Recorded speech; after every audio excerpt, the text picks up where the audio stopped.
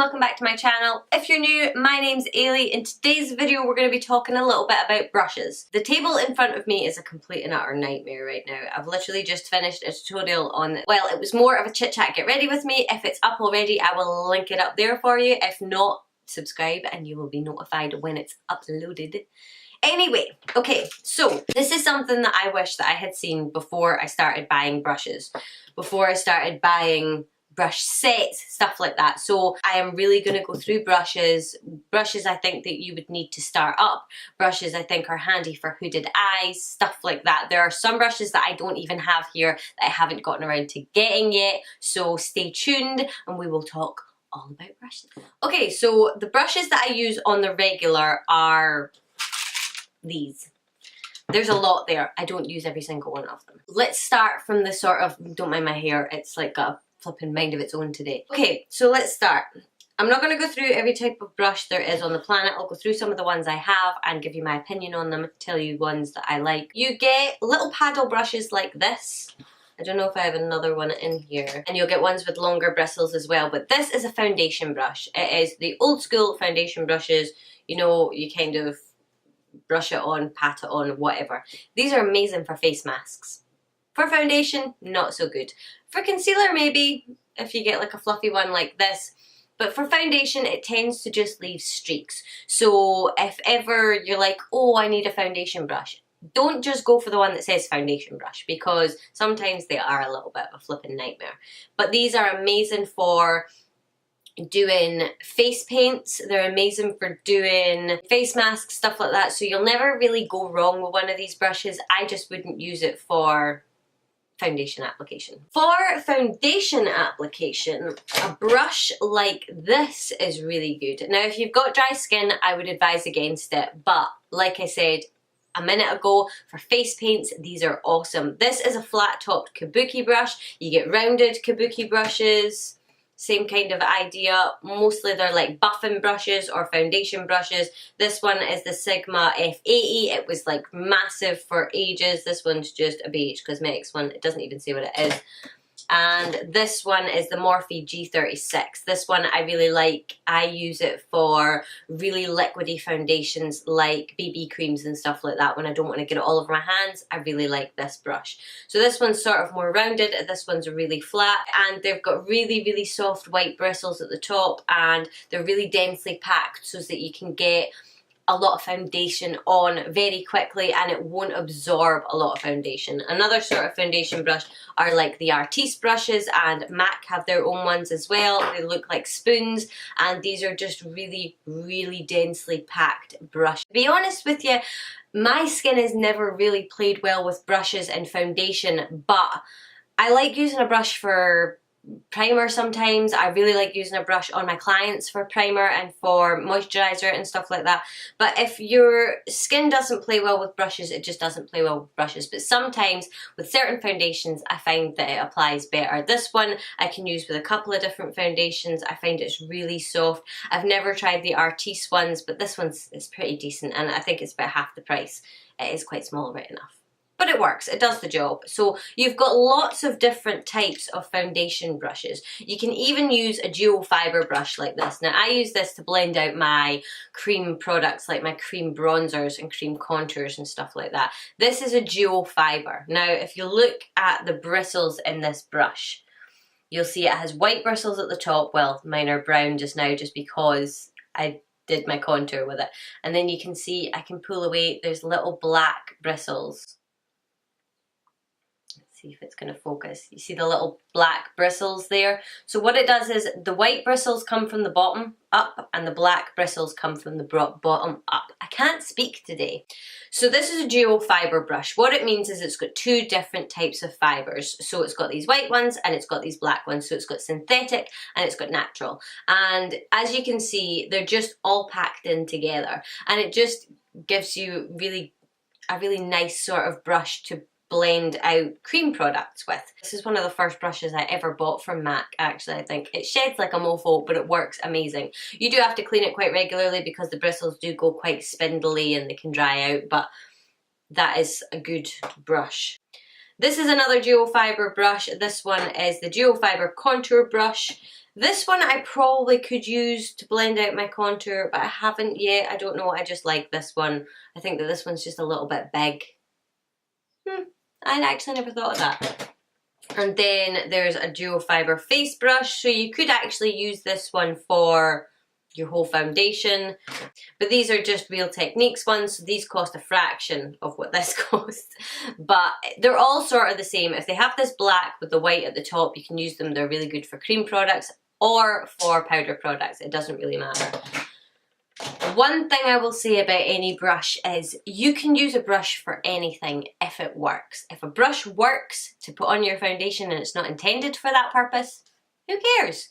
Brushes, there are no rules when it comes to makeup. There are no rules when it comes to makeup brushes. There are guidelines and things that will work better, but if it works for you, it works for you. That's the one thing that I want massively to come across in this video.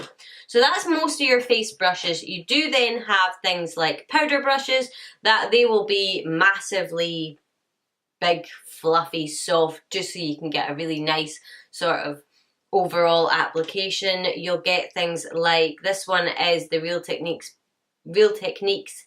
Point XL. This one I use for bronzing just because I really like the shape of it, but you could use it for anything. You could use it for powder, whatever, and it's just the same sort of thing. It's a little bit more dense, so I find it buffs it out really well, but it's just a big powder brush. This one is a really cheap brush. I think it's from number 7, and this one I sometimes use for a lighter application of bronzer. Same thing though, use it for powder. So as you can see, all of them sort of have the same sort of vibe. These ones are best for blush, they're best for bronzer, they're best for powder. Moving along, we have, this is a Morphe M438, and this is just a tulip style brush. It's a small tulip brush. I sometimes use it for under my eyes. I'll use it for highlight sometimes if I want like a more diffused highlight. Really, it can be used for anything. I don't think you would be able to use it for eyeshadow, it's a bit big.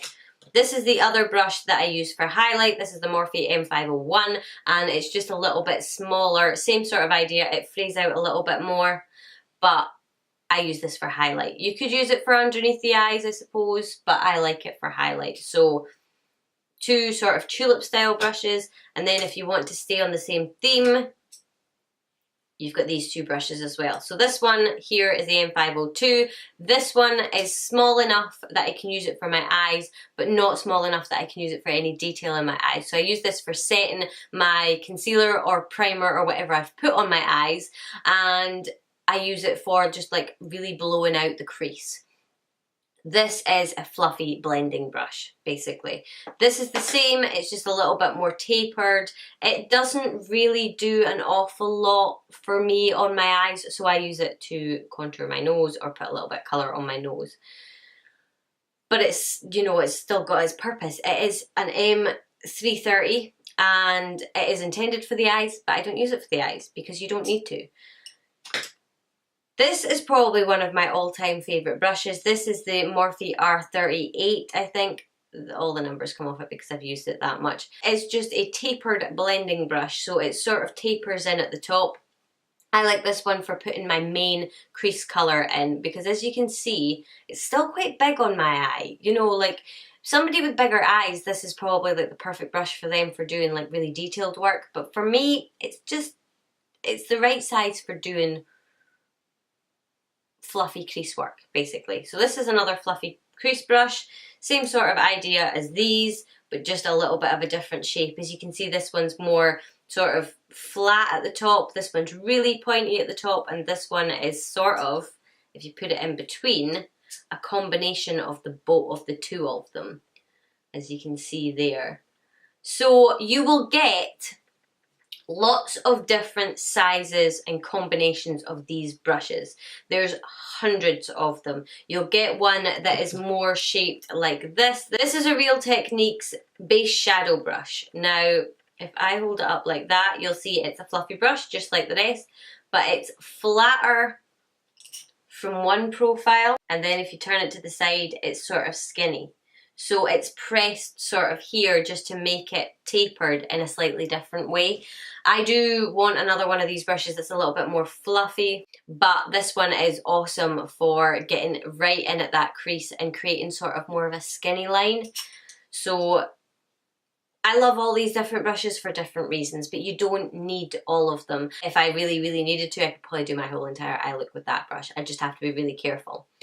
This little brush I absolutely love, especially for cut creases. This is the M562, and it's just this teeny tiny little skinny fluffy brush. It is still fluffy because the bristles are long on it. It's really flexible, but it's just really, really, really skinny. I absolutely love that brush. For shadow, for concealer, for doing cut creases, for applying my base, I use the M224 from Morphe. Most of these brushes are Morphe. The reason that most of these brushes are Morphe is because that is what I can afford. I know a lot of people bash Morphe, they say their brushes are rubbish. I have a MAC brush, this MAC brush that I showed you, that sheds all over my face, and I think I paid £28 or £32 for this brush, something like that. And I paid £6 for this. If this sheds on me, I'm not really going to be all that fussed. If this sheds on me, I'm going to be a little bit peeved. So I know that there's a lot of controversy, but I just find that the quality, I mean, I've had some of these brushes for years and they're still going, and I paid like £4 for them. So there is a lot of Morphe brushes in here, but that's because that's what my budget allowed me to buy. So this is the M224. I really didn't like this brush when I first got it because I was like, it's too big, what am I going to do with it? This is what I use now for cut creases, for concealer if I'm wanting to just make a shadow more vibrant, and for my base if I'm going to put my paint pot on. This little guy is a little e.l.f. Professional Eye Crease Brush. I wouldn't say for crease. This is a tiny little brush. I use it for packing on shadow usually. Sometimes it's really good for like the inner corner because it's so small. This, excuse it, it is so dirty. But this is a liner brush. It's just teeny tiny wee angled liner brush. It's covered in eyeliner just now because I just used it. This is the M160, and it's just, you can get straight across ones. This one is a thicker straight across one. This one is an e.l.f. flat eyeliner brush, but I use this one, so I actually use it to line across my lower lash line. I find it's really good for sort of getting in there at the lower lashes. Pencil brushes. Now these are two different types of pencil brushes. This one is a little fat one and that one's a big skinny one. So technical. So as you can see, they're just two different shapes. This one I like for packing on colour in my outer corner, or sometimes highlighting the inner corner. This is like my favourite highlighting brush. So this is the M560 and this one is the M169. This one is perfect for getting in that inner corner and up on that brow bone. I think it's perfection. I absolutely love it. That's all the brushes that I have, really. That's all the brushes that I use apart from the Kat Von D Shade and Light brush. I use this for contouring and for setting my under eye. I did used to use this for blush and it was pretty good, but I figured it was actually nicer for underneath my eye, so I wish I had another one that was the same so that I could use it for blush as well. But the one thing I would say is I don't like kits. Now, I don't mind the ones that like influencers have put together, because obviously, like myself, they know what they like and sometimes they can be quite good, but that's their favourites for their face, for their eyes. I think that if you can build up a collection on your own, it is actually more cost effective. Now, I know that that sounds a little bit backwards because obviously you get money off if you buy things in a bundle, but I have found that I've bought 2 or 3 bundles and there's maybe 3 brushes in it that I use, so I actually have wasted money because I got a load of brushes that I won't use, if you know what I mean. But yeah, have a look. Definitely look at haul videos, look at people when they describe the brushes, or like look up reviews of a specific brush and get an idea of how big it is, because seeing a photo of this brush, it's going to look really different in a photo than it does in real life. That's the one thing, the one piece of advice I would give anybody is try and look for reviews, look and see what it looks like in someone's hand next to someone's eye, because I've bought loads of brushes, like I thought that brush was tiny and then I put it next to my eyeball and it's massive, you know, things like that. There's a couple of other brushes that I want that are smaller blending brushes, because I find that when I have smaller ones, like I want something in between this and this, for example. Because one is super tiny, one is super big. I need one in the middle just to balance things out a little bit, and then I'll be quite happy.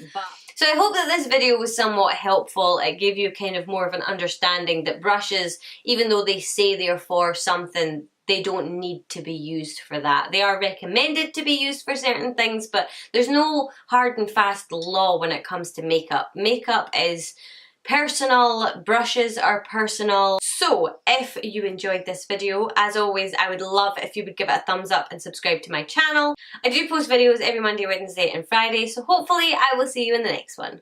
Bye.